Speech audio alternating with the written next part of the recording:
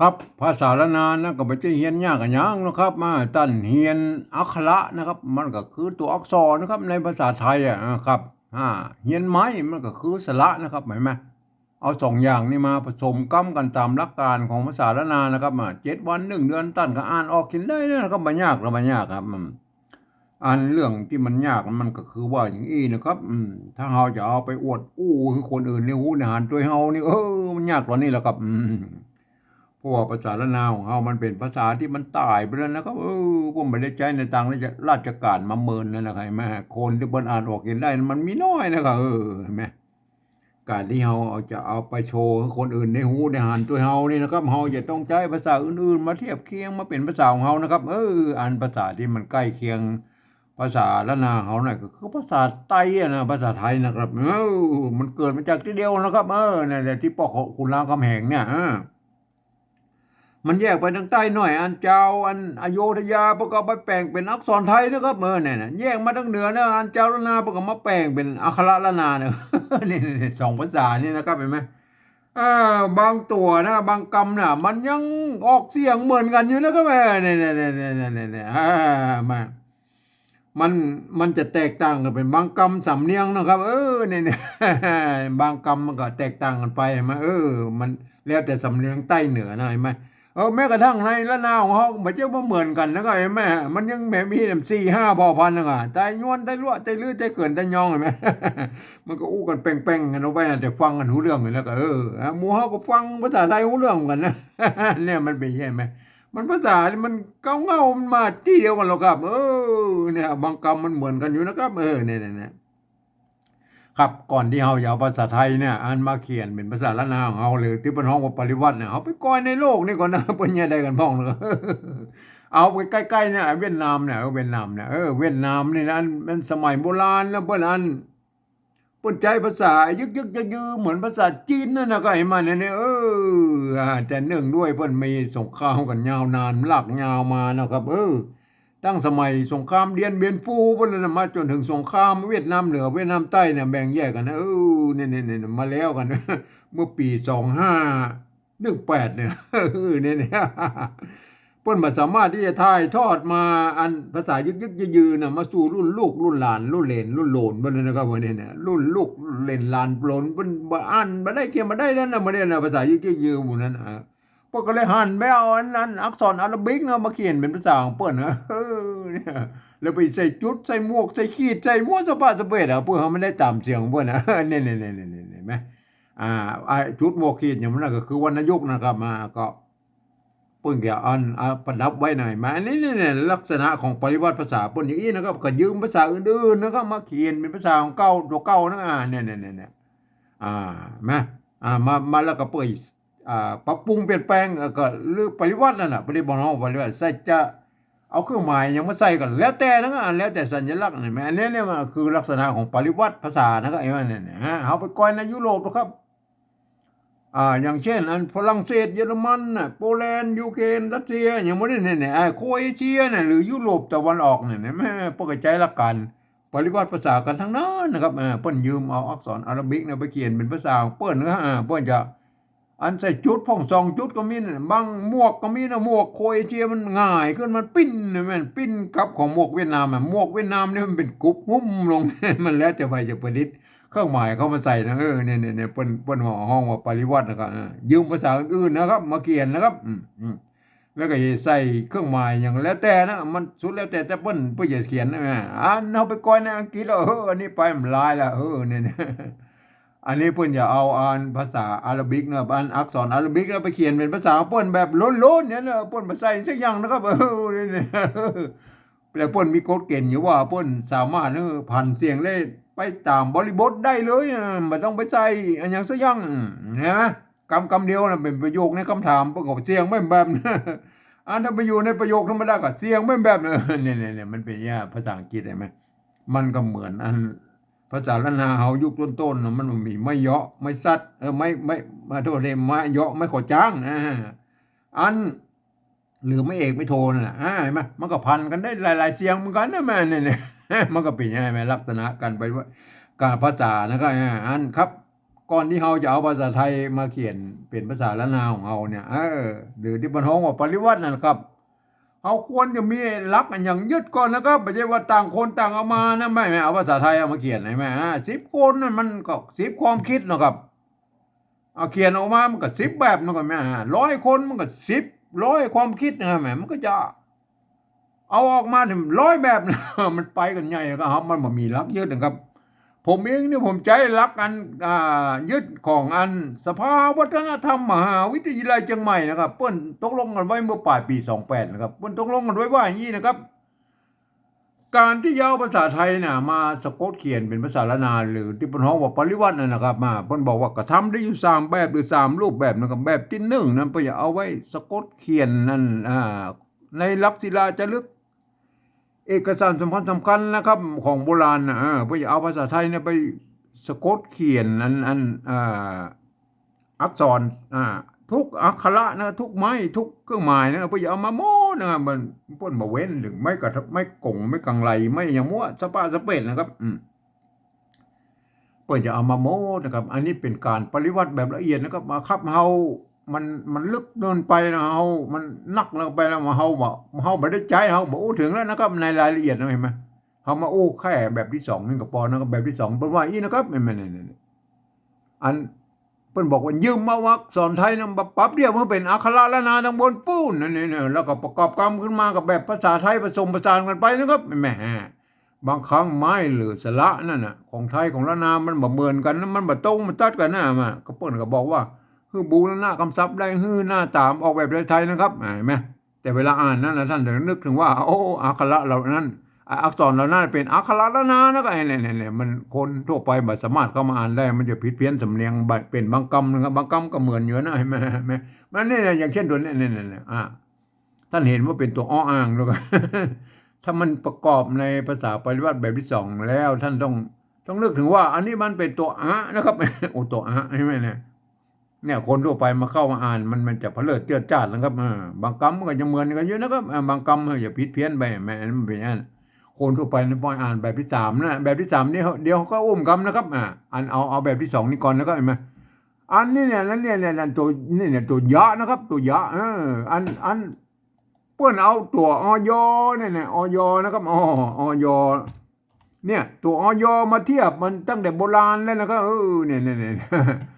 เขาบ่สามารถที่จะเปลี่ยนแปลงไปเลยอยนี่คือเป็นอันตัวยะนี่นะครับเห็นไหมแล้วมันมีตัวญะตัวนะครับเพื่อเอาตัวยอยักษ์ไปเทียบนะก็เดี๋ยวก็อุ้มกันเอาไม่ยอก็คือไม่เอกไม่กาไม่กาสลายาได้เลยมันยาได้เลยมั้ยเนี่ยอันถ้ามันเป็นอันตัวยอยักษ์นะครับเพิ่นเอาไปเทียบเป็นตัวญะนะครับเฮาอย่าท่านไปซับตัวเฮาไปก้อยอันภาษาโบราณก่อนแล้วครับเห็นมั้ยก่อนที่เฮาจะปริวัตินะครับเห็นมั้ยเนี่ยภาษาโบราณห้างเนี่ยถ้าไทยก็ร้างนะครับเห็นไหมมันใจร่วมกันนะครับภาษาไทยภาษาละนามันเกิดมาจากที่คนนะตัวละเนี่ยรอเรือเนี่ยเพิ่นเอามาเขียนเหมือนกันนะครับไอ้เนี่ยสมัยนั้นมันยังมีไม้ขอจ้างเนี่ยไม่โทนั่นแหละไม้ขอจ้างนั่นแหละเพิ่นเอาไม้จัดเขียนแตนเนี่ยอันไม้กาตัวง่ายห้างนะอ่านว่าห้างนะครับออกเสียงฮอห้างเนี่ยถ้าไทยก็ร้างยังไงมันเขียนเต้ากันนะครับมันภาษาเดียวกันนะครับภาษาอันใกล้มันเกิดมาจากที่เดียวกันมันก็อันบางคำมันก็เขียนเหมือนกันอ่านต่างกันบางทีก็เขียนเหมือนกันแล้วก็อ่านจำเนียงต่างกันมันก็ว่าไปนะห้างเย็นเนี่ยตัวยะนะครับตัวยะนะไม่เก๋ตัวหางหน้าอยู่ตรงเนี่ยเย็นเห็นไหมหางเย็นงาจ้างเห็นไหมno head มันท่าไทยกับ no rat ตรงนั้นตัวละนี่เพิ่นออกเสียงฮอนะครับในภาษาละนาน่ะเข้าเยิงนะเยิงนี่มันเนี่ยเยิงนี่มันยอนะครับตัวเยิงเนี่ยตัวญะน่ะออกเสียงเยิงนี่เย็นเยิงนะครับเย็นกับเยิงนี่มันเยิงนี่มันเอาไปก้อยแล้วก็เอาไปก้อยปิกไปพอนะเย็นกับเยิงนะครับเย็นกับเยิงนี่มันเนี่ยเย็นนะครับเย็นนะครับไม่เก๋ตัวยะนะครับตัวยะหางนะเย็นนะครับเย็นแล้วก็ทำตัวแล้วก็เยิงนี่มั้ยเยิงตัวญะนะครับเนี่ยเห็นไหมเนี่ยท่านพอดีนะกันเนี่ย เย็นเยิงเนี่ยเย็นเยิงใช่ไหมอันนี้ออกเย็น เนี่ยส่งยอยักษ์ไทยเนี่ยเยิงใช่ไหมเน้นเยิงใช่ไหมเนี่ยท่านจะปฏิวัติอย่างไรล่ะครับอันนี้ยาใช่ไหมยาอันนี้มันโอเคมันก็ยังว่ามันมีอยู่อย่างยากอยู่นะครับก็เย็นนี่เนี่ยมันจะมีปัญหาเย็นกับเยิงเนี่ยเอาปฏิวัติแล้วครับปฏิวัติเย็นนะไม่เก๋กับสระเอแล้วก็ตัวยะนี่แหละตัวยะ ตัวยานี่เปิ้นนั้นเอายอมาเทียบแล้วก็เป็นไหมเนี่ยตั้งแต่โบราณล่ะอันตัวหางหน้าน่ะเย็นน่ะเนี่ยเย็นมันเย็นน่ะอันนี้นะเยิงอ่ะไม่เก๋ตัวเนี้ยเห็นไหมไม่เก๋อันตัวงองะงองูเนี่ยเยิงอ่ะอันนี้เย็นอันนี้เยิงเห็นไหมเย็นเยิงเห็นไหมเนี่ยบางคนก็ยังว่าเนาะไปแหกกระแตกเอาเย็นไทยมาใส่เนี่ยอย่างนี้มันเย็นนี่เหรอเนี่ยเย็นไทยเหรอมันเกี่ยวนี่เป็นภาษาปฏิวัตินะครับมันไม่ใช่ภาษาไทยล้วนๆนะครับเห็นไหมภาษาปฏิวัติเอาภาษาไทยมาใส่นะมาซับจงหมดเย็นนะถ้าอ่านเอานี่เย็นแล้วนี่อ่านไว้แล้วอ่านว่าเยิงก็ไปเยิงเปิ้นเอายอยักษ์ไปเทียบไปตัวหญ้าแล้วเปิ้นจะต้องอ่านว่าอันนี้เหรอเยิงนะถ้าอ่านเยิงแล้วนี่มันเนี่ยอ่านเนี่ยอ่านเย็นอ่านเย็นเนี่ยมันจะซับซ้อนกันหมดนะครับท่านไปคิดกันเอาเองแล้วก็เนี่ยไปคิดกันเอาเองผมเองนะผมใจแบบอันคนเฒ่าโบราณมันเทียบมานะครับเย็นนะเป็นออยนะครับเนี่ยเย็นอันนี้เยิงนะเนี่ยเย็นเยิงเนี่ยอันตัวเนี้ยเนี่ยเยิงเนี่ยในภาษาละนาพุ่นมีนักนะครับนะไปพ่อนะไม่ใช่ว่ามันนั่นไหนมาเนี่ยเนี่ยก้อนตัวนี้เหรอเนี่ยผู้ยิงเนี่ยตัวง่ายมันเนี่ยไม่กี่ตัวง่าสะกดอยู่ในรูปเนี่ยมั้ยอันไม่กี่นะเปิ้นใจอันสมัยนั้นเปิ้นใจไม่กี่นะครับเปิ้นออกผู้ยิงยิงยาวๆผู้ยิงเป็นได้เนี่ยผู้ยิงนั่นน่ะผู้ยิงผู้ยิงเปิ้นเนี่ยเอาไปดูตัวต่อไปแล้วผู้ยิงน่ะมาเอามาดูตัวต่อไปแล้วก็อันนี้เห็นมั้ยเนี่ยกัดเสียบเนี่ยกัดนั่นแหละตัวกัดเสียบใช่ไหมกัดเสียบยึงได้ไหมได้ไหมเนี่ยยึงตัวใหญ่ไหมยึงไม่กือไหมอันสมัยนั้นไม่กือมันใจร่วมกันนะครับไม่ต้องไปสนใจนะครับไม่กือนะมันใจร่วมกันนะไม่กือไม่ปุ้ยใจเอาไม้กี้ไม้เยอะแล้วไปเอาไม้สองน้อยตะวัดไว้ตรงกลางนั่นนะครับคือไม่กือโบราณเพื่อนจะมือไม่กือบนใจตัวนี้แล้วก็เห็นไหมยึงนะยึงได้เห็นไหมกัดเสียบยึงยอนะก็ยึงเห็นไหมเอาไปดูตัวต่อไปแล้วก็ยึงได้เลยเห็นไหมโอเคนะครับตัวต่อไปเห็นไหมเนี่ยตัวหญ้าเห็นไหมไม่ก่อสะกดด้วยตัวละยอดนะยอดข้าวเนี่ยยอดข้าวห้ากอกใช่ไหมดิกเดียมเนี่ยนะยอดนั่นก็ยอดนี่เห็นไหมยอดเห็นไหมยอดเห็นไหมยอดยอนั่นยอดนะแม่เอาไปดูตัวไปแล้วยอดนะก็เห็นไหมมันเป็นมันตัวหญ้านี่มันมีหลายตัวนะก็ไม่เนี่ยเนี่ยเอาเกี่ยวน้อยเกี่ยวหลวงเงี้ยวหมูนะเงี้ยวหมูเงี้ยวตัวหญ้าเห็นไหมเงี้ยวเปิ้นเอาออกเสียงเงี้ยวนะเงี้ยวหมูมันมีไม่เยอะนะสมัยนั้นมีไม่เยอะไม่ก่อจ้างแล้วก็พวกอ่านมันเงี้ยวหมูเนี่ยท่านโปรดเข้าใจว่าอันนี้เป็นภาษาอันยุคต้นๆเลยนะครับของละนานะครับเปิ้นว่ามีไม่เอกไม่โทคือไม่เยอะไม่สั้นเปิ้นก็พันแบบภาษาอังกฤษอะไรเห็นไหมเอาเนี่ยอูอาเพิ่นก็สร้างมาสมัยนั้นแล้วอูอาน่ะอูอาเอานี่ก็เอาหญ้าตัวหญ้าเห็นไหมอันนี้เป็นตัวหญ้าแล้วนะครับเห็นไหมอันจากตัวหญ้าไปเอาส่วนสูงตัวหญ้าไปเอาส่วนต่ำหน้าเนี่ยออกหญ้าก็ได้หักหญ้าก็ได้อันหญ้าก็ได้เนี่ยเอาหญ้ารับมึนในมึนเนี่ยไม่กือไหมไม่กือมันใจรวมกันมึนน่ะหญ้ารับมึนน่ะหญ้ารับมึนเอาหญ้านะครับเอาหญ้าเห็นไหมเนี่ยมันเป็นเยี่ยนใช่ไหมครับตัวต่อไปมิมก็มันมีละโอเคเขาก็ไปพอนะตัวหญ้าเนี่ยมันมีหลายตัวนะก็อันตัวยอยักษ์ละนาแต่มันแบบมีนะยอยักษ์ไทยนะเพิ่นเอาตัวยอยักษ์ในไปเทียบแล้วก็ไอ้แม่เมื่อเอาตัวยอยักษ์ไปเทียบแล้วมันออกเสียงยอยักษ์ไทยมันจะเย็นจะยืนจะยาโฮงยาอย่างมันก็ต้องใจอย่างนี้หมดเลยอยนะครับท่านโปรดเข้าใจไว้นะครับเห็นไหมผมบอกเอาซับซ้อนนะครับผมจะเอาถ้าออกเสียงยอยักษ์ไทยผมก็ใจเนี่ยนะครับเห็นไหมโอเคนะครับท่านจะไปใจอย่างไรอื่นก็แล้วแต่สุดท้ายแล้วของท่านนะครับเห็นไหมเอาตัวต่อไปนะครับอันนี้นอนเห็นไหมตัวหน้า อันนี้มันไม่ก่อนะมาจากไม่ก่อนะครับเห็นไหมมันเมื่อมันมีอันตัวสะกดอยู่ตรงบุ้มมาบอกคือมันตัวหน้านะครับสะกดอยู่ตรงบนนี่มาเขียนเป็นตัวละแตนอะไรเขาไปดูอันตัวหน้านะครับไม่ก่อมันอันนี้ตัวกันย่อนอันนี้ตัวละนะครับถ้าอันแบบที่หนึ่งบอกเขียนอย่างนี้หน่อยนอนอย่างนี้เลยไหมเอาแบบที่สองเขาเอาอีกพอเลยนอนเนี่ยอันนี้บูรณะคำศัพท์นะครับไม่เอาไปก่อยอันไม่ก่อนะครับไม่ก่ออันโบราณก่อนนะครับเห็นไหมเนี่ยเห็นไหมเนี่ยไม่ก่อโบราณเพื่อเป็นอย่างนี้นะครับเนี่ยมันพวกก็เอามาเป็นลักการลักเกณฑ์ของปัจจุบันนะครับของล้านนาเข้าของภาษาล้านนาอันนี้เป็นภาษาล้านนายุคต้นๆแล้วนะครับมันมาเอามาเป็นต้นแบบได้นะครับต้นแบบนะครับเห็นไหมต้นแบบของภาษาล้านนานะไส้นั่นไส้แม่มันมีไม่ย่อก็อ่านว่าไส้เลยอ่านว่าใสก็ได้อ่านว่าใส่อ่านว่าไส้ก็ได้แต่ในกรณีมันอ่านไส้เกลือนะไส้เกลือได้ไหมถ้าอ่านไปตังยองมันไส้เกลือไหมอันไม่ไม่เกลือก็ไม่เกลือเนี่ยมันป้นใจร่วมกันนะครับในภาษาโบราณนะยุคต้นๆน่ะใส่เกลือนะใส่เกลือปอตัดสะหน่อยเนี่ยสะหน่อยนี่มันสะหน่อยเนี่ยอันนี้ปอยแม่ปอยไม่ก่อนะครับไม่ก่อเป็นอย่างมีตัวเนี่ยไม่กังบนอยู่ควบอยู่ตรงบนนี่คือไม่ก่อนะครับเมื่อมีตัวสะกดแล้วใช่ไหมดูตัวบนนี่ไหมตัวป้าไม่ก่อนะครับมีตัวสะกดแล้วตัวง่าเนี่ยเพิ่นจะตัดไม่กังบนออกนะครับปองใช่ไหมอ่านว่าปองบีเกาลิ้นปองปากบ่ได้ลิ้นอย่างเงี้ยก็ว่าไปปองเนี่ยปองเห็นไหมอันนี้ปอเห็นไหมอันนี้ปออันนี้ปองเห็นไหมเมื่อมีตัวสะกดแล้วเพิ่นก็เอาเพิ่นเก่าอันเอาไม่ตัดก็ไม่กังบนออกนะครับใช่ไหมนั่นอันนี้ไม่ก่อใช่ไหมเอาดูไม่ก่อมตัวอะไรมันเนี่ยอันนี้ไม่ก่อใช่ไหม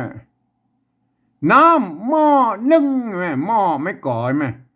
ตัวมะไม่ก่อพวกก็เป็นอย่างเงี้ยหม้อนึ่งใช่ไหมครับน้ำหม้อนึ่งนะไม่ก่อนะครับเห็นไหมอันเมื่อมีตัวสะกดแล้วเปิ้นจังยี่มาเนี่ยในกรณีตัวหน้าสะกดอยู่ตรงบนเนี่ย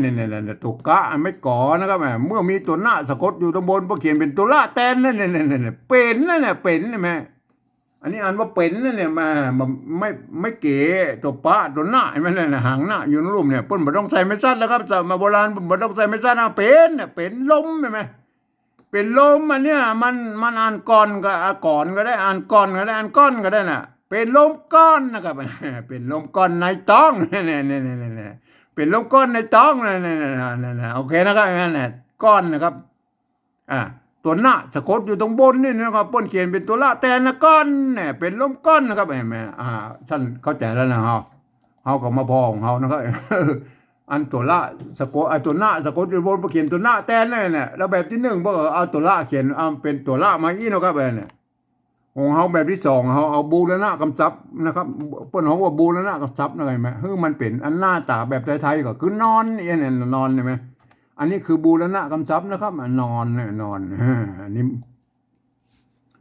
ตัวต่อไปแล้วก็เล่นอันนี้ตัวละนะครับไหม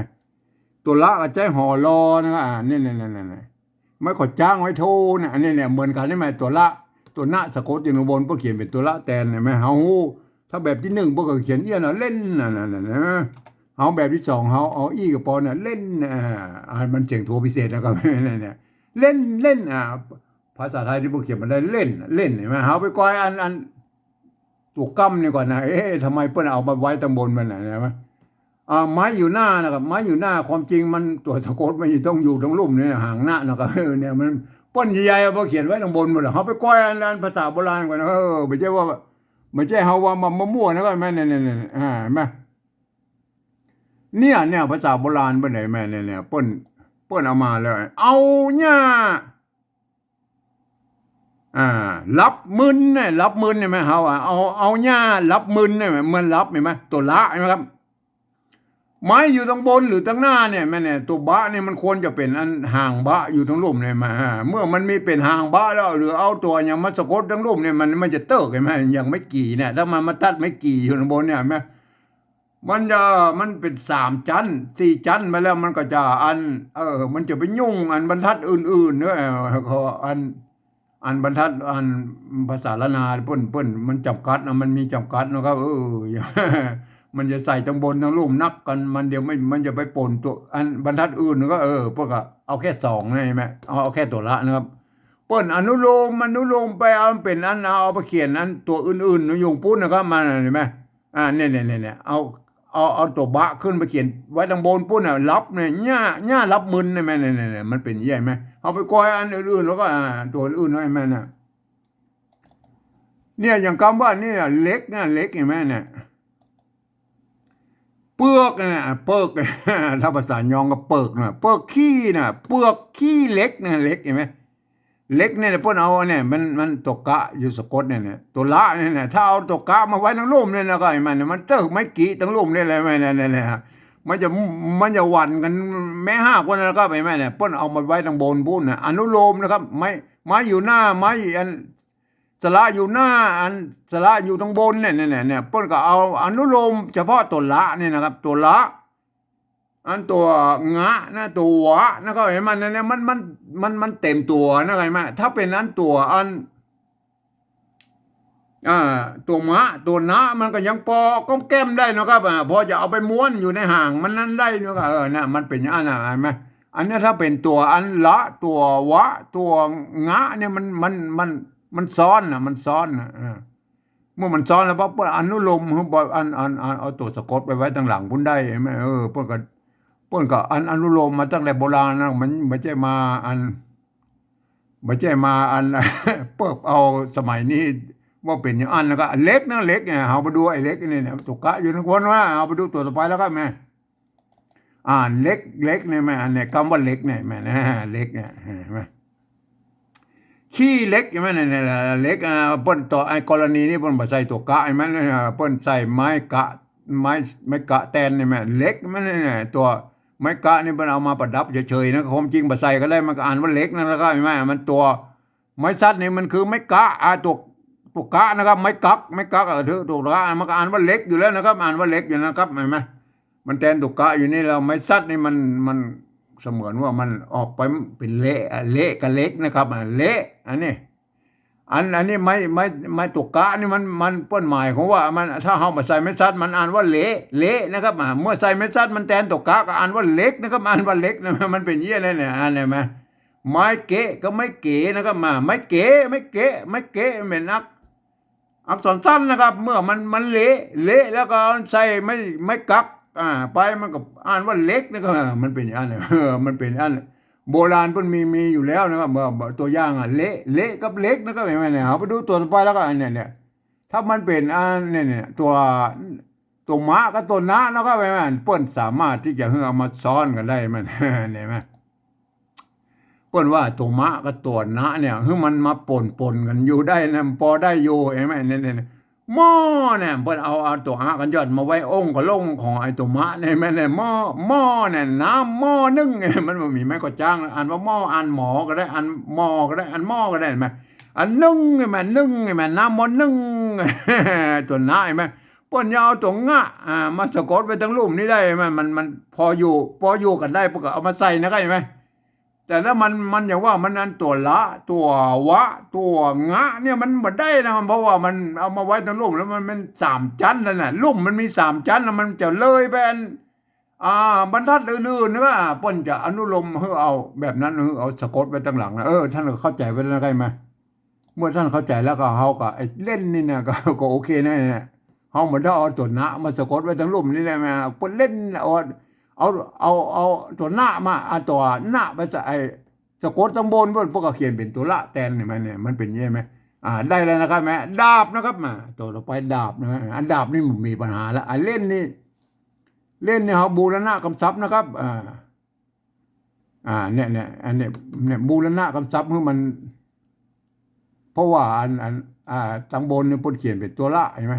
ละแตนตัวหน้าเห็นไหมเนี่ยนอนเนี่ยก็เหมือนกันบูรณะคำศัพท์ไงอันดาบนะครับดาบเห็นไหมอันนี้ตรงมาตรงตัวเลยนะครับตัวดะไม่กาตัวบะเนี่ยห่างบะสะกดดาบอันนี้มันต้องไปยุ่งมันละอย่านอนเล่นดาบเห็นไหมเล่นเสียงตัวพิเศษนะครับอันเนี้ยเดียว ปฏิวัติแบบที่สามเนี่ยกูอุ้มกำนั่นเนี่ยภาษาไทยเปิ้นบ่มีเสียงนี้เล่นนะครับเปิ้นมีเล่นนะครับเหมือนไหมอ่ายานะครับยาบ่มีปัญหาแล้วอู้ตะกี้ละยานะยาเล่นดากาบกาบตัวกะนะอันไม่กล่าววงอันนี้ไม่กล่าววงก็คือสระอานี่ล่ะบ่วงน้อยก็อันไม่เนี่ยกาบเห็นไหมอันนี้กาบเห็นไหมเสียงโทปกตินั่นก็กาบเห็นไหมกาบไม่ใช่อ่านว่าคาบนะครับเขาไปดูไอ้ไม้กล่าววงหรอกครับไม้กล่าววงเนี่ยแม่ตัวกะไม้กล่าววงเขาเรื่องไม้กล่าววงมันเป็นยี่นะก็ไม่เนี่ยอันเขาไปดูตัวนี้ก่อนตัวตะนะครับอันนี้ตัวตะใช่ไหมตัวตะใช่ไหมตะอันนี้ไม่แก่ตัวพระแพทย์ตัวไม้สัตว์นี่มันแทนดกกะมันจะอ่านแพทย์หรือแพทย์แพทย์แพกแพกแพกแพกแผลแพกแพกมันแพกแล้วก็มันแพกแพกแพกแพกแพกแผลไม่แก่ก็ไว้เนี่ยไม่เอาอย่างโม่เนี่ยไม่แก่น่ะอันนี้บดนะอันนี้มันได้ยินเลขสอไม่กล่าไม่ใช่แบบเนี้ยเผาอันนี้มันอย่างนี้นะทั้งหน้ามันได้โจทย์ทั้งหน้าเนี่ยก็ว่าปมอันนี้นะอันนี้ได้ตรวจตวงหน้าไว้ก็ว่าอันนี้อะไรกับหมูเนี่ยเอาบดนี่มาอ่านแล้วบดได้บดกับน้ำนึ่งเป็นปั๊มเปลือกขามฝนตกตาเนี่ยเราจะมาดูตกตาเนี่ยตัวตะนะครับไม่กล่าววงนะครับตัวตะมันใจไม่กล่าววงตานะครับเนี่ยไหมอันนี้ตัวในกรณีตัวตะใจไม่กล่าววงเราไปดูตัวต่อไปแล้วครับดูตัวต่อไปนะครับไหมอันนี้ตัวท่าเนี่ยตัวท่าใช่ไหมเนี่ยตัวท่าเนี่ยไม่กล่าวงเห็นไหมทาตุจักเนี่ยทาตุจักเนี่ยทาตุจักใครอย่างก็ว่าไปนะทาตุเนี่ยไม่กล่าววงแล้วกันไหมเขาไว้ไอ้ตัวท่าแล้วตั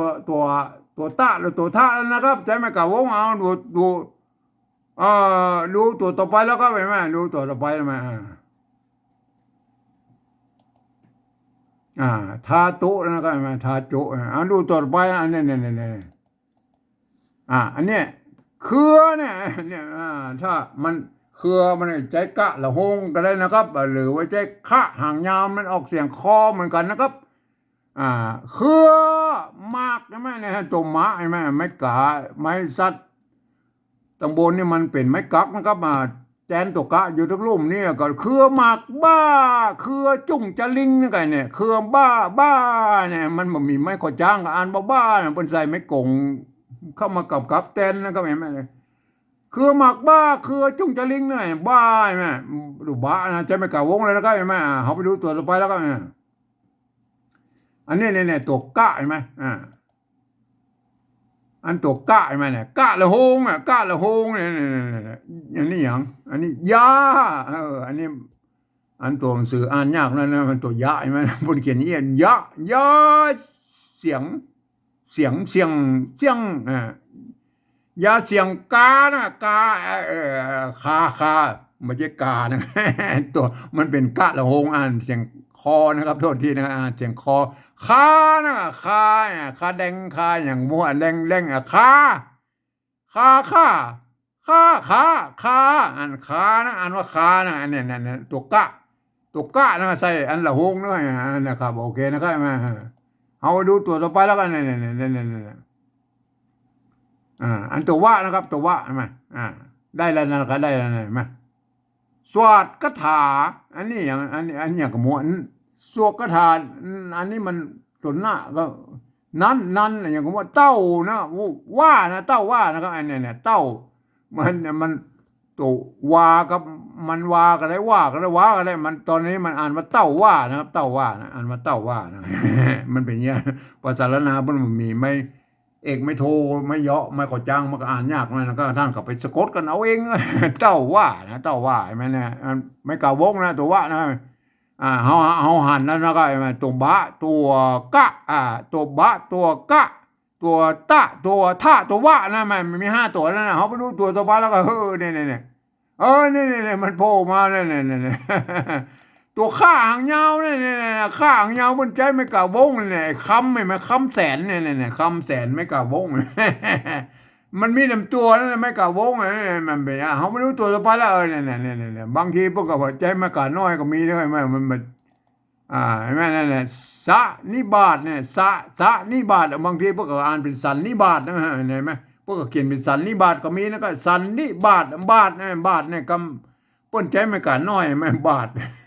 แหมสันนิบาตเป็นสันนิบาตใช่ไหมมันเป็นเยี่ยมเนี่ยมันบางทีมันน้อยก็มีเนี่ยอันวงก็มีนะก็ไอ้มันเนี่ยมันเป็นเยี่ยมนั่นอันนี้อันนี้มันก็กึ่งวงกึ่งน้อยนะเนี่ยก็อนุโลมเป็นวงได้นะบ้านกำต้นฝนน้ำจิ้งกินตายไหมเนี่ยตาหายเนี่ยตายไหมใจไม่กล้าน้อยไหมบางทีเปิดใจไม่กล้าน้อยก็มีนะครับบางทีเปิดใจไม่กล้าวงก็มีนะก็ก็สุดแล้วแต่ด้านไหนแม่มาวันเดียวนี้เขาไปหันอันเขาไปหันอันโบราณสมัยนี้มันก็เขาไปหันปุ้นใจไม่กล้าน้อยก็มีไม่จ่าวงก็มีมันเนี่ยปุ้นใจไม่กล้าน้อยก็ท่านไปว่าปุ้นแล้วก็ยากาบนะครับเสียงโทปกตินะครับกาบนมแล้วก็นมนมตัวหน้าตัวตัวมะนะครับมะเห็นไหมมะหางมะเนี่ยหางมะนมใช่ไหมเขาจะไปแบบที่หนึ่งเอาไม้กงมาด้วยนะอันนี้ไม้โกะไม่โกะล้นรูปเนี่ยมันเขาไปก้อยภาษาโบราณก่อนแล้วก็ไอ้มันเนี่ยไม่โกะล้นรูปแล้วก็มันเนี่ยไม่โกะล้นรูปนะครับป้นมีตั้งแต่โบราณนั่นนะเขาก็ไปได้เขาก็ไปได้เอามาเปิบเอาขี้ตู้เอามาสมัยนี้นะมาเอาป้นเขียนมาตั้งแต่โบราณแล้วเนี่ยหากแล้วกันเนี่ยหากตัวละไม่กาเนี่ยไม้ซัดเนี่ยมันแตนตกกะนะเป็นไม้กักอยู่มันแตนตกกะอยู่ตรงรูปนี่ปะนั้นออกเสียงหากนะก็ถ้าไทยออกรากมันเป็นยังไงมันเขียนเต้ากันนั่นแหละรากหากเนี่ยนะของไทยนะเห็นไหมตัวละเนี่ย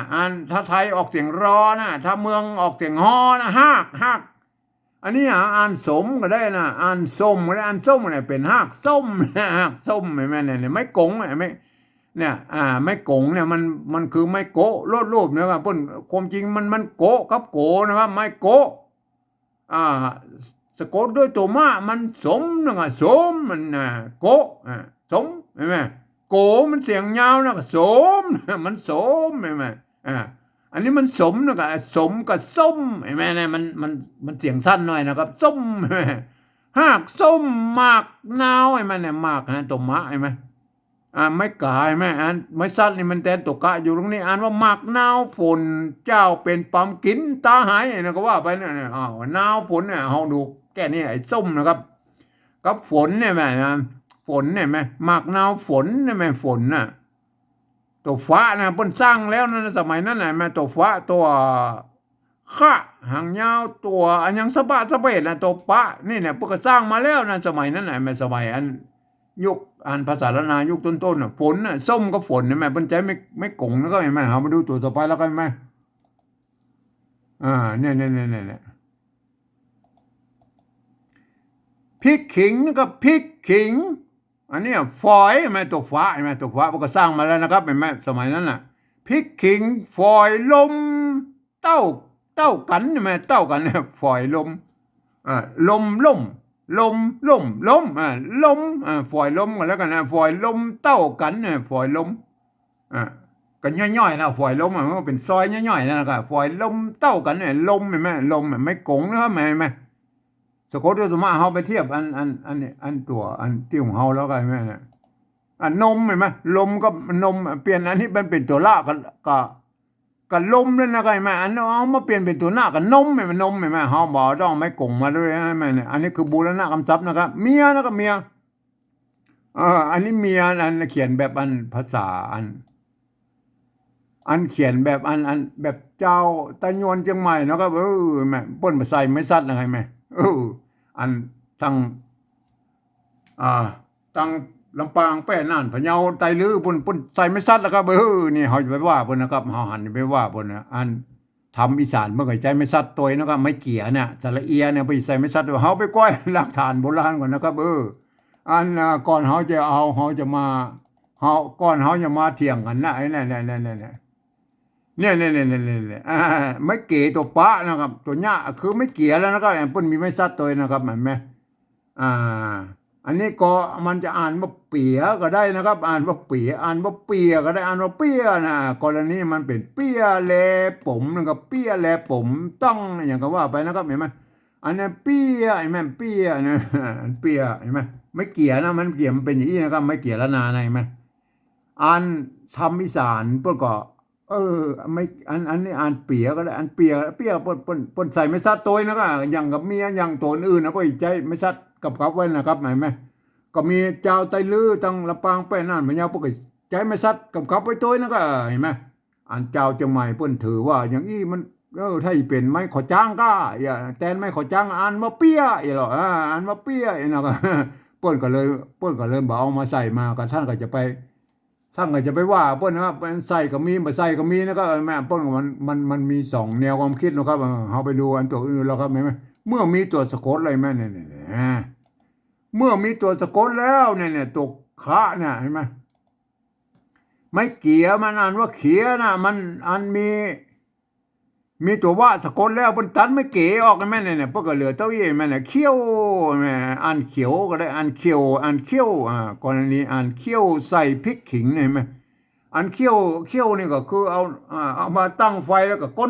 นเขี้ยวไปน่ะก็คือก้นไปก้นมาอุ่นน้ำร้อนน่ะนะคือมันเขี้ยวเอาจนงวดน่ะเขี้ยวใส่พริกขิงน่ะหอมไอ้ก็ว่างไปแล้วก็เขี้ยวนะครับเขี้ยวไม่ใช่เขี้ยวอันฟันนะครับไม่ใช่นะครับเขี้ยวอันนี้มันอันใจตัวเดียวละเขี้ยวใส่พริกขิงเลยมาโอเคนะครับเนี่ยเฮาโหแล้วนะไม่เกี่ยนะครับไม่เกี่ยมีตัวว่าเนี่ยไปตัดอันไม่เกี่ยออกนะครับไม่เฮาไปดูตัวเนี้ยอันนี้เนี่ยเมียเนี่ยมันเขียนแบบอันเชียงใหม่ใจยวนนะเพิ่นมาใส่ไม่ซัดนะครับท่านใส่ก็ได้บ่ใส่ก็ได้นะก็ถ้าใส่นั้นมันจะเป็นแบบอันเจ้าไตลือตังแป้นั่นพะเยาลำปางอันอย่างปุ่นนะครับไม่โอเคนะครับตัวมะตัวเนี้ยเนี่ยถ้าเป็นแบบที่หนึ่งเบอร์อย่าเขียนที่อ่านว่าเมียนะครับแบบที่หนึ่งนะครับเอาแบบที่สองนะก็บูรณะคำศัพท์นะครับคือมันเป็นสระเอียไทยนะครับเป็นสระเอียไทยอันนี้เอาสระเอียไทยมาใส่แล้วเนี่ยสระเอียไทยมาใส่นะครับเห็นไหมอันนี้มันเป็นอย่างนี้นะแม่เนี่ยอันนี้บูรณะคำศัพท์มันคือเป็นสระเอียไทยนะครับท่านโปรดเข้าใจไว้ด้วยนะครับเนี่ยบูรณะปนของบูรณะคำศัพท์นะครับคือเป็นสระเอียไทยนะอันนี้นมนี่บูรณะคำศัพท์โดยที่เขาบอกเอาไม้กงมาตัวใช่ไหมเอาหน้าตาแบบไทยก็คือนมใช่ไหมเนี่ยตัวต่อไปนะยานี่มันมีปัญหาแล้วหลายเตื้อละยาอันนี้ไม่แก่ตัวปะใช่ไหมปะหางยาวเนี่ยพวกก็สร้างมาแล้วนะสมัยหน้าแปงอันนี้มันมีปัญหาแล้วไม้อยู่หน้าสระตัวดังล่มใช่ไหมอันนี้เนี่ยตัวงะหางงะเนี่ยก็แปงใช่ไหมอันนี้เปียกับเมียนี่มันเต่ากันเนี่ยเปียกับเมียเขาก็โบราณคำศัพท์มันเนี่ยตัวปะเนี่ยเป็นยืมอันนี้มันตัวปะนี่เป็นอักษรสูงนะตัวปะเป็นอักษรต่ำนะแม่เนี่ยตัวอันเสียงอันเนี้ยตัวปะเห็นไหมเสียงจัตวานะเสียงเอกนะเสียงโทพิเศษแล้วไม่ใช่ตัวปะนะเห็นไหมอันตัวปะเนี่ยอันเสียงสามัญนะก็เสียงโทปกติเสียงตรีนะครับปนใจอันตัวป้านี่นะมันแบ่งกัน2-3แบ่งคนละ3เสียงนะอันว่าเปี้ยตัวป้านะครับปนยืมตัวพอพานมาเป็นมันเป็นตัวปอเหมือนกันนะครับมันเนี่ยไม่ใช่พอนะครับปนยืมตัวพอพานมาเป็นตัวป้านะครับเนี่ยเปี้ยนะไม่ถ้าเป็นแบบที่หนึ่งพวกก็เขียนนี้นะก็เปี้ยนะอันนี้เป็นว่าเปี้ยนะเอาแบบที่สองเนี่ยก็เนี่ยเอาแบบเมียเนี่ยอัมบูรณะคำศัพท์มันเป็นอันสระเอียไทยเนี่ยตัวต่อไปฮื้อนะครับอันเปียนี่บูรณะคำศัพท์นะครับคือมันเป็นสระเอียไทยนะครับเนี่ยเป็นตัวต่อไปฮื้อนะครับฮื้อตัวหาไม่กือเนี่ยไม่กือโบราณเพิ่นจะเขียนไม่กี้อย่างนี้เราเอาไม้สองน้อยตะวัดไว้ตรงกลางนี่นะครับล่ะเห็นไหมอันนี้คือไม่กือนะมันไม้ขอจ้างนี่มันมีมาทีหลังแล้วนะครับเห็นไหมฮื้อนะไม่กือนะไม้ขอจ้างเนี่ยเห็นไหมถ้าเป็นแบบที่หนึ่งพวกเขียนที่นะครับแบบที่สองเนี่ยเขาก็จะใส่ คือหน้าตาแบบไทยนะก่อนเขาจะไปใส่ก็เขาไปก้อยอันหลักฐานโบราณก่อนนะก็ไม่เกลืออ่าเนี่ยไม่เกลือโบราณเพิ่นเป็นอย่างนี้นะเนี่ยมือใบปิดปิ้วมือใบปิดปิ้วไม่เกลือนะครับตุ่มมะไม่เกลือนะครับ เปิ้นก็อ่านว่ามือนะก็นะเปิ้นบ่มีกันย้อนนะก็ว่าบ่มีอันตัวกันย้อนมันสะกดอย่างซะอย่างนะเปิ้นอาศัยไม่กือก็สระแล้วมันเหมือนภาษาไทยนะครับถ้ามือภาษาไทยนะเปิ้นจะมอม้าสระแล้วก็มีอันอ้างตัวนะครับมือนะอันของละนานะเปิ้นมีตัวนี้นะครับมือน่ะแม่มือแม่เนี่ยมือเนี่ยอ่านมือก็ได้อ่านมือก็ได้อ่านมือก็ได้เนี่ยถ้ามันบ่มีสมัยนั้นมันมีไม่เยอะไม่กว่าจ้างนะครับพวกก็อ่านไม่ได้สามเสียงมือใบปิ๊ดปิ้วนะครับมือเฮาหัวมือเนี่ยนะครับเฮาไปดูของเฮาแล้วก็ไอ้แบบมือเนี่ยเห็นไหมมือเนี่ยอันนี้ครับแบบที่หนึ่งเป็นเอาอีเนี่ยเฮาเป็นแบบที่สองนะครับบูรณะกำจับให้มันหน้าตาแบบไทยๆนะครับ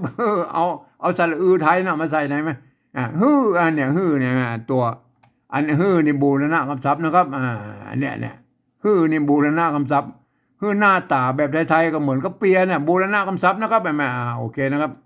ตัวต่อไปนะครับจูนะตัวมันก็เหมือนกับไอ้ตัวปะกับตัวปะนะครับอันตัวจอจานน่ะตัวจอในภาษาละนามันมีสองตัวตัวจ้านะครับตัวจ้าแบบส่วนสูงนะตัวจ้านี่เป็นเอาสองต่ำเนี่ยเสียงตีไม่ใช่ตัวจ้าเลยแม่ตัวจ้าปุ่นยืมตัวชอช้างมาเป็นตัวจ้านะครับเนี่ยไม่กูสระอูนะไม่ขอจ้างไม่โทนะเนี่ยเปิ้นอ่านว่าจูนะกันเนี่ย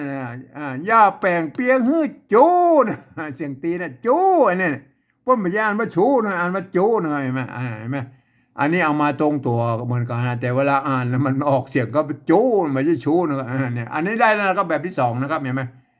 อ่านภาษาปริวัติแบบที่สองตามแนวทางของอันสภาวัฒนธรรมมหาวิทยาลัยเชียงใหม่นะเปิ้นว่าอย่างนี้นะเห็นไหมยืมเอาอักษรไทยมาปรับเทียบว่าเป็นอักขระละนาตำบลปูนแล้วก็ประกอบกันขึ้นมานะก็แม่บางครั้งไม้หรือสระนี่มันบต้องมาตัดท่านก็บูรณะกำซับมันหน้าตาแบบไทยๆนะครับเนี่ยก็ออกมากันอย่างนี้นะแม่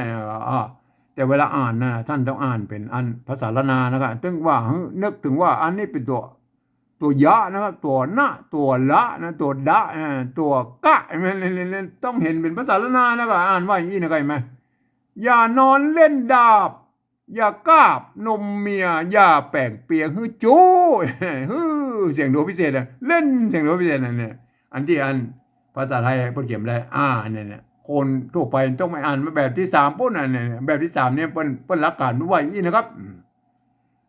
หลักการอ่านตามสภาวัฒนธรรมมหาวิทยาลัยเชียงใหม่เปิ้นตกลงกันไว้ว่าเมื่อปลายปี28เปิ้นว่าอย่างนี้นะครับเปิ้นบอกหลักการเปิ้นบอกฟังเสียงภาษาละนานมนปู้นี่เปิ้นเปล่งเสียงออกมาอย่างไรก็เอาภาษาไทยเขียนไปจะอันนี้หรอเปล่งเสียงก็คือเสียงกระมู้น่ะเปิ้นมาอย่างไรก็เปล่งเอาภาษาไทยสะกดเขียนไปจะนั่นน่ะแต่เปิ้นก็ลืมนึกเนาะเปิ้นเริ่มนึกว่าอันภาษาไทยมันเป็นระบบ5เสียงนะครับอันภาษาละนาของเขามันเป็นระบบ6เสียงนะครับเนี่ยมันจะเอา5เสียงมาเขียน6เสียงได้เลยครับมันขาดไปอันเป็นบางเสียงนะมันที่มันไม่ได้อะที่บนเขียนมาได้ที่มันสำเนียงมันบ่มีในไทยกับละนามันเหมือนกันภาษาละนามันออกเสียงโทพิเศษแล้วนั้นเสียงอันไทยกรรมไทยเพิ่นเขียนมาได้แล้วไงโทพิเศษน่ะนะเพิ่นบ่มีเสียงนี้ในภาษาไทยนะครับเพิ่นก็เลยบ่สร้างวรรณยุกต์มาฮื้อเนาะท่านก็ไปดัดแปลงกันเอาเองนะบางคนก็เอาเสียงโทปกติไปเป็นเสียงโทพิเศษได้เลยก็เลยมั่วกันไปหมดนะครับมันก็มั่วกันไปหมดนะครับกรรมอื่นมันก็พลาดกันไปหมดนะครับมันก็ว่ากันไปเลยนะครับไหมผมเองก็อันที่ผมเขียนมาได้นะครับผมก็จะปริวัตินะครับปริวัติตัวนั้นนะครับเพื่อและตามแนวทางเวียดนามนะเพื่อไม่ได้อันตัวอื่นเขาไม่ต้องมายุ่งบ่นะเปิ้นสะกดได้เขียนเขาไม่ต้องมายุ่งเฮามาว่าไปตัวไปเลยนะครับเห็นไหมตามหลักการที่บันนั้นเพิ่นตกลงกันไว้ว่าอีนี่ก็ฟังเนี่ยฟังเป็นตัวเลยนะครับยานะครับยาแม่นเนี่ยภาษาละนาเพิ่นออกเสียงยาเนาะอันแบบที่2ก็ยานะเฮาบ่พอทั้งบนพุ่นละเฮาเอายาไทยใช้นะครับสะกดเอาภาษาไทยสะกดเขียนเลยนะครับยาพอดีมันเต้ากันมันเต้ากันนะยาแม่นเนี่ยบางครั้งมันยังว่าภาษาไทยอันภาษาละนามันก็เ กิดมาจากที่เดียวกันแล้วก็มันสำเนียงบางตัวมันก็เหมือนกันอยู่แล้วครับแม่ตัวต่อไปครับนอนนะนอนนะอันเนี้ยแบบที่สองก็นอนเอานอนไทยใส่แล้วก็นอนนะนอนเอานอนไทยใส่เต้ากันได้อย่านอนเนี่ยอย่านอนเนี่ยท่านก็พิจารณานะครับภาษาไทยภาษาละนามันบางตัวมันเต้ากันนะครับเห็นไหมอย่านอนนะอย่านอนเสียงเต้ากันใช่ไหมตัวเราไปเล่นนะเสียงโทพิเศษแล้วเนี่ยภาษาละนาเพิ่นออกเสียงโทพิเศษทงเมืองเนาะเล่นเนี่ยอันนี้ก็เล่นนะตัวละนะครับไม่เก๋ตัวไม่ก็จ้างตัวหน้าแม่นะเล่นห่อเล่นไทยใส่เขียนนะเขียนให้ได้นะครับเล่นเอาพอตำบลเวลาเอาเล่นไทยใส่เขียนนะเนี่ยเล่นอันนี้มันอ่านว่าเล่นนะครับมันก็เต้าตัวเนี้ยเล่นเห็นไหมบางโง่ก็เขียนอย่าเล่นเล่นเยอะมันเป็นเล่นได้เลยเล่นมันเสียงโทพิเศษได้นี่ก็เล่นนะเสียงโทปกตินะนี่ก็เล่นนะเสียงโทปกตินะเนี่ยมันเป็นยังไงมาจึงไปเล่นได้เลยผมก็เอาจุดประดับไว้นะครับเห็นไหมตามแนวทางเวียดนามไปใส่จุดใส่หมวกใส่ขีดอะไรอย่างเงี้ยสบายเพื่อเขาไม่ได้ตามเสียงของภาษาละนาเล่นเห็นไหมเ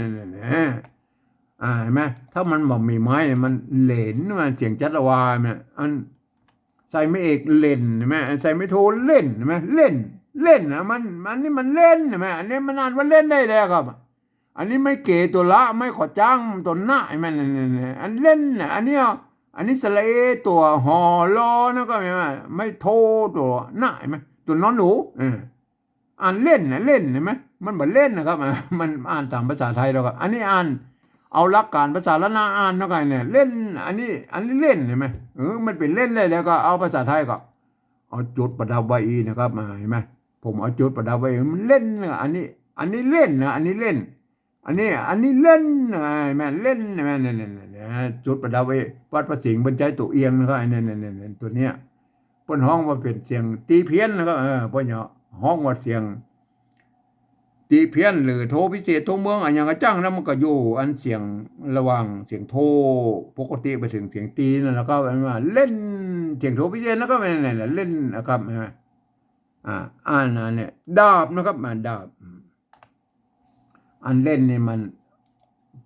อันบนนี่เปิ้นฮ้องว่าบูรณะคำศัพท์นะครับอันนี้เปิ้นฮ้องว่าปฏิวัตินะครับปฏิวัติอันนี้คำนี้ปฏิวัติก็คือปรับปรุงเปลี่ยนแปลงอย่างไรแล้วแต่คือมันได้ตามเสียงของภาษาละนาลังบนพุ่นเล่นนะครับนะอันนี้เป็นห้องว่าปฏิวัติตามแนวทางเวียดนามนะครับไปใส่จุดใส่หมวกใส่ขีดในหม้อสปับได้แหละผมเอาแค่จุดนะครับมาประดับกับอันเสียงโทพิเศษที่บุตรเข็มได้เนี่ยแต่คือมันความหมายว่าไอ้จุดนี่มันคือเสียงวรรณยุกต์โทพิเศษนะครับเล่นนะครับอย่านอนเล่นดาบเนี่ยดาบอันนี้เอาดาบไทยใส่นะครับดาบโทษทีดาบดาบเห็นไหมเนี่ยดาบมันเต้ากันแล้วไปนะบางตัวมันก็เต้ากันรู้นะครับบางตัวมันก็ผิดไปเห็นไหมมันก็ว่ากันไปตามนั้นเห็นไหมตัวต่อไปยานะครับยานี่ก็ยาใช่ไหมเอายาไทยใส่เหมือนกันใช่ไหมอันยาอันตัวต่อไปละกาบเห็นไหมกาบตัวกะนะฮะกาบเสียงโทปกตินะนี่ก็กาบเห็นไหมมันตัวกะนะครับกาบเอาท่านต้องเอากาบเสียงกาบแล้วท่านต้องเ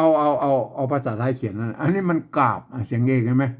กาบเห็นไหมกาบไม่โทนะก็อันนี้มันกาบเสียงเอกแล้วมันความจริงว่ามันตัวไม่กาเนาะสระกอไก่สระอานะครับอันนี้มันเหมือนกับไอ้นี่กะดะบะนั่นแหละครับเห็นไหมตัวกอตัวดอตัวตัวกอตัวดอตัวบอใช่ไหมมันสะกดแล้วมันเป็นเสียงเอกใช่ไหมมันก็กาบก็ใส่ไม่โทไว้กาบใช่ไหมเนี่ยกาบนะยากาบใช่ไหมเนี่ยยากาบใช่ไหมอันนี้ปริวัตินะครับปริวัตินะครับอันนี้ปริวัติคือมันได้ตามเสียงของภาษาละนาพูดไหนแม่เนี่ยกาบนะครับกาบนมนะครับอันนี้ตัวต่อไปนมนะครับนมตัวต่อไปนมนะครับนมเนี่ยอันนี้ก็นมเอานมไทยได้เต้ากันนี่ไหมนมไอ้นมเนี่ยมันเต้ากันนะบางตัวมันก็เต้ากันแล้วก็บางตัวมันก็ผิดไปนั่นก็ทั้งกับปริวัติเอาเองนะไหมอันตัวต่อไปแล้วก็เมียนะครับเมียเห็นไหมอันเมียเนี่ยถ้าเป็นไตเลือตังแป้นานพะเยาลำปางปุ่นก็ประกอบใส่ไม่ซัดนะครับทำอีสานมันก็ใส่ไม่ซัดอันนี้เป็นอันเมียแบบอันเจ้าไตยวนเจียงใหม่นะปุ่นเขียนกันนะครับก็ว่ากันไปนะครับมันก็แน่สองแนวความคิดนะครับ มันเหมือนมีภัยพิษภัยโทษแล้วก็บอกว่ามันก็เอาภาษาโบราณนะมาวิเคราะห์เอานะครับเอาวิเคราะห์เอามาเขียนเป็นกฎเกณฑ์ขึ้นมานะครับเอาเมียนะครับเนี่ยกับเมียนะอันนี้ตัวเมียใช่ไหมอันเอาเมียไทยใส่แล้วก็เมียเอาเมียไทยใส่พวกก็เขียนเนี่ยภาษาไทยพวกก็เขียนได้เมียมันเต้ากันก็แล้วไปนะครับเมียนะครับตัวต่อไปยานะครับยานี่มันมีปัญหาแล้วมันเนี่ยมันเต้ากันนะยั่วยานี่เนาะตัวแล้วเนี่ย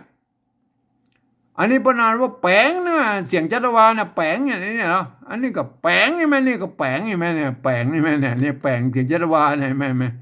เอาแปลงไทยใส่เขียนแล้วก็มาอันนี้พอเขียนเต้าอีประนานว่าแปลงนะอ่านว่าแปลงเสียงสมันใช่ไหมอันนี้มันอ่านว่าแปลงไงมันตัวไม่แก่ตัวปะตัวง่าเนี่ยเพราะนั้นว่าแปลงอ่ะอันนี้มันไม่สลายตัวปอปาอันนั้นตัวงูเห็นไหมอ่านว่าแปลง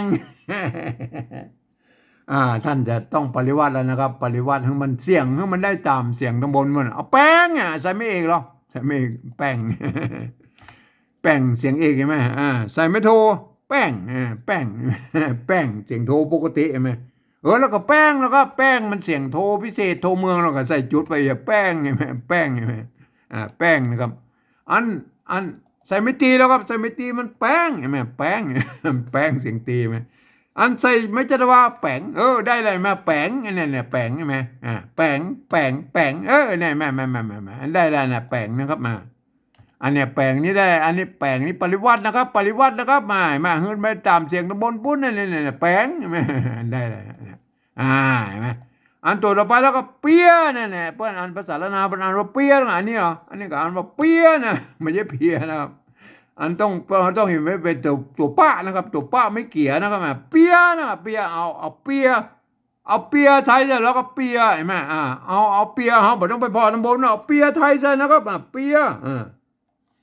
มันต้องเอาปาเขียนนะครับเอาสระเอียไทยใส่แล้วก็เปียได้เลยมาเปียเห็นไหมเนี่ยเปียใช่ไหมเปียใช่ไหมเนี่ยมันมาเขียนประเมินกันนะแต่ปัญหาเขาบอกต้องไปปฏิวัติบอกต้องไปเปลี่ยนแปลงอย่างเพิ่นละให้มันเปียอะไรแม่ก็เขาก็บอกต้องไปยุ่งละมันเปียละอันนี้มันก็เปียอะไรมาเปียอะไรมาเอาตัวต่อไปนะครับนะอันนี้ภาษาละนาเพิ่นไหนมาอันนี้ก็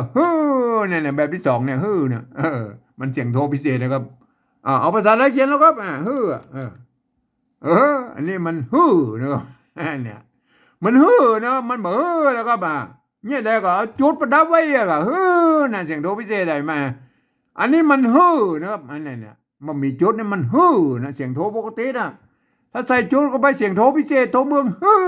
เนี่ยมันเป็นยังไงไหมอันตัวต่อไปนะครับอันนี่บูรณะคำศัพท์นะครับบูรณะคำศัพท์นะครับไม่ใช่บูรณะโทษทีปริวัตินะครับปริวัติเสียงมันได้ตามภาษาละนาตะบนพุ่นตัวต่อไปนะครับจูนั่นภาษาละนามันออกว่าจูนะครับอันนี้เราแบบที่สองนี่พวกกับตัวจ้านะพวกอ่านว่าจูนะอันนี้ท่านจะเอาจอจานเขียนนั่นนะจูนะไม่กูสระอูนะสระอูนั่นนะจูนะเสียงสมันใช่ไหมใส่ไม่จูจูใส่ไม่โทจูจูแล้วก็จูแล้วก็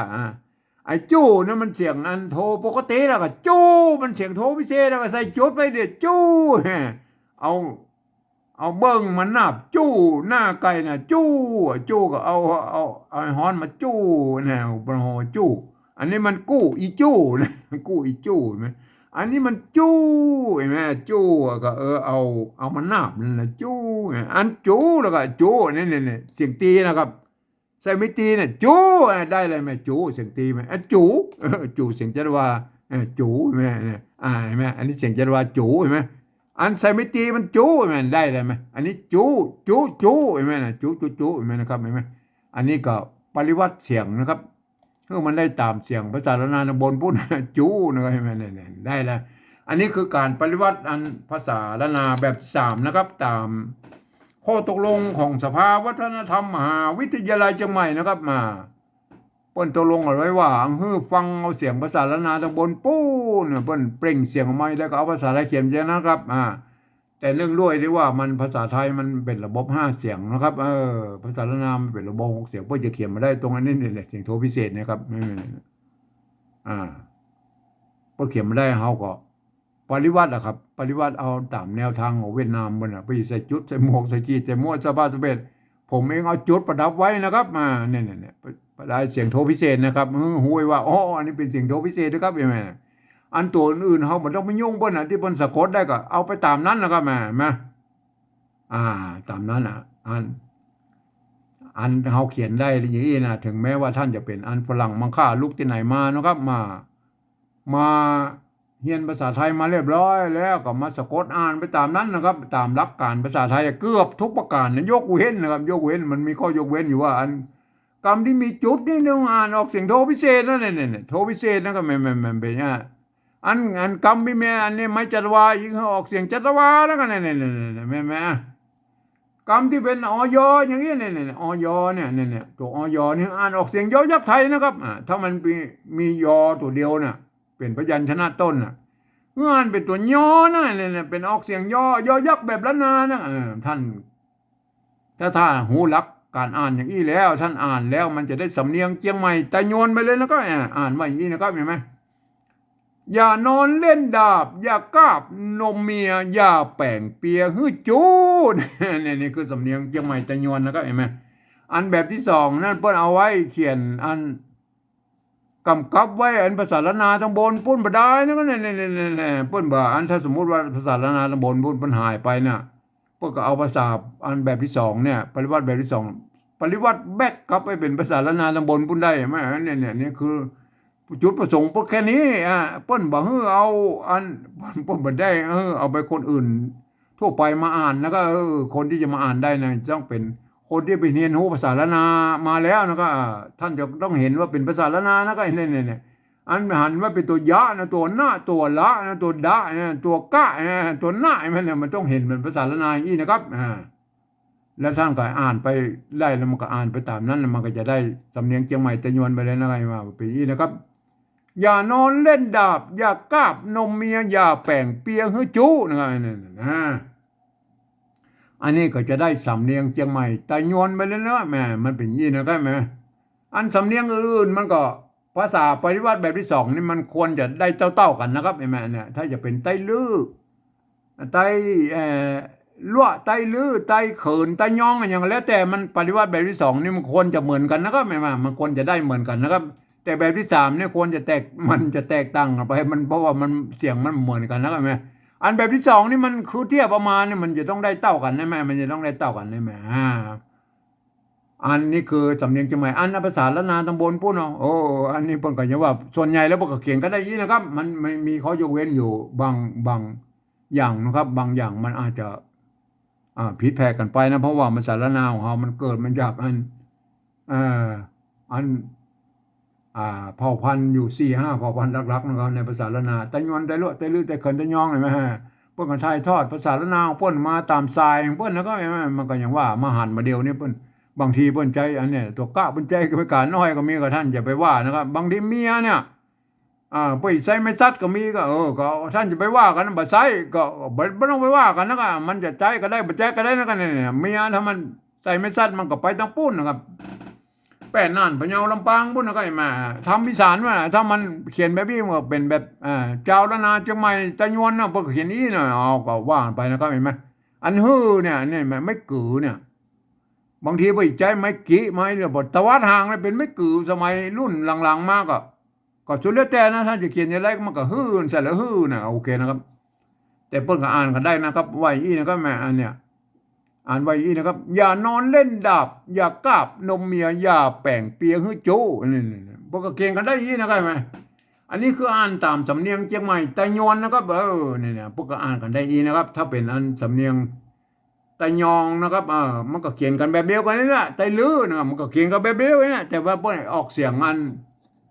ผิดแพกกันไปแล้วก็ก็ท่านก็ฟังกันนะแล้วแต่สำเนียงอันของท่านนะครับอันนี้วันนี้มันเป็นการปริวัติภาษาอันล้านนาแบบสำเนียงไต้ยวนเชียงใหม่นะมันจะผิดกันตรงไอ้นี่แบบที่3เมตรอะไรมั้ยไอ้แบบที่2นี่มันควรจะเหมือนกันนะครับไอ้แม่นะมันเป็นอย่างนี้นะครับ